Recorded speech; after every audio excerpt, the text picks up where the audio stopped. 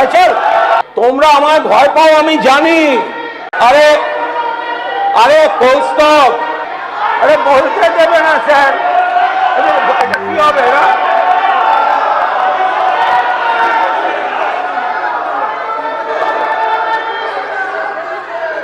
গলার জোর রাখার নেই, গলার জোর রাখার নেই। আরে এরা স্যার আমার ভয় পায়, এরা আমাকে ভয় পায় তাই বলতে দিচ্ছে না। এরা ভয় পায়, এরা ভয় পায়।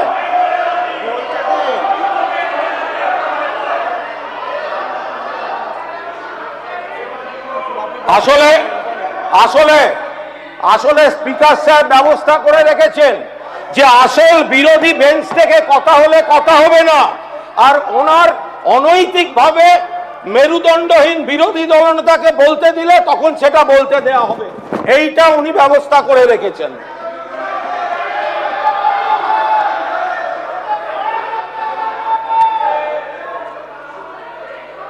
দেখুন স্যার, এই যে স্যার, ও স্যার, এটা হচ্ছে রাজ্যপালের যে ভাষণ, রাজ্যপালের যে ভাষণ তাতে কয়েকটি বিষয় রয়েছে স্যার। ও অশোক দিন্দা, অশোক দিন্দা আপনি তো মেসের দিন মাঠে ছিলেন ফ্যামিলিকে নিয়ে, তা একটু থাকুন না, একটু চুপ থাকুন না।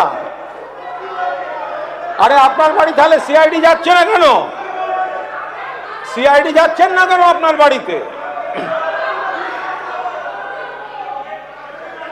স্যার ছবিটা কাটছিল,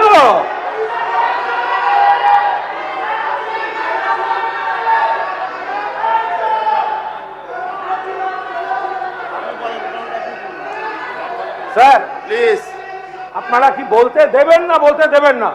প্লিজ আপনি বলুন, আপনি বলুন। রাজ্যপালের ভাষণে স্যার এখানে লেখা আছে মহিলা নিগ্রহের জিরো টলারেন্স। স্যার তো বালুরঘাটে যে ধর্ষণের মামলা ঋতব্রত, স্যার মহিলার ভিডিও রয়েছে স্যার। আরে দাঁড়াও না, দাঁড়াও না স্যার, এখন এই হাউসে যে প্রায় 270 জন বিজেপির বিধায়ক রয়েছেন, প্রায় 270 জন, তার পাশে যা দেখতে পাচ্ছি যে বিধায়ক রয়েছেন বিজেপি বা বিজেপি স্পন্সর্ড বিধায়ক রয়েছেন। আরে দাদা আমাদের শুনতে হয়েছে, আমরা মাত্র 5 জন। আরে পাণ্ডবরাও 5 ছিল, কৌরব কুল কিন্তু 100 থেকেও বাঁচেনি।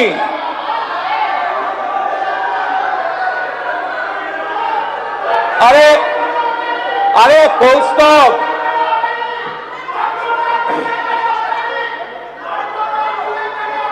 এই কৌস্তব,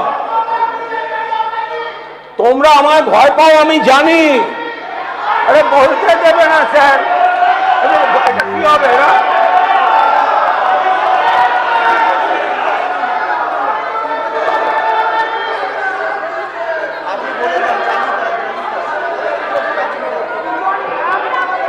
আমি তো বাজেট নেই, রাজ্যপাল নিয়ে বলবো।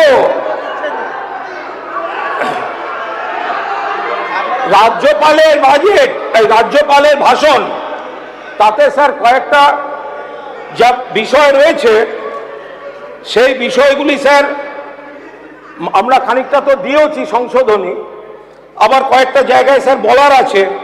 এই যে 24 নম্বর প্যারা, যে এখান থেকে বহু লোক অন্য রাজ্যে চলে যাচ্ছে, বহু বছর ধরেই যাচ্ছে, আবার অন্য অনেক রাজ্যের লোক যে বাংলায় এসে এত কাজ করছে, জীবন জীবিকা, তো সেগুলো তো রাজ্যপাল স্যার স্বীকার করছেন না। এটা কি করে হবে স্যার?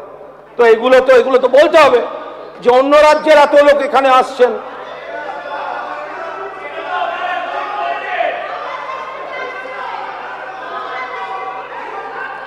বাংলাদেশ থেকে আসছেন বলে যে প্যারাটা রয়েছে দিদি ভাই, তো সেখানে ত্রিপুরা থেকে ধরা পড়ছে কেন?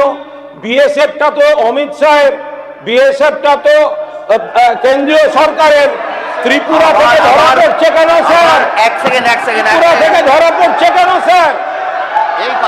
বলছে বলবেন না। কেন্দ্রীয় সরকারের, এই কথাগুলো বলবেন না। ত্রিপুরা থেকে ধরা পড়ছে কেন স্যার? আরো ভালো ভালো খবর দেখতে সাবস্ক্রাইব করুন বাংলা হান্টের ইউটিউব চ্যানেল। বাংলা হান্টের আরো খবর দেখতে নজর রাখুন।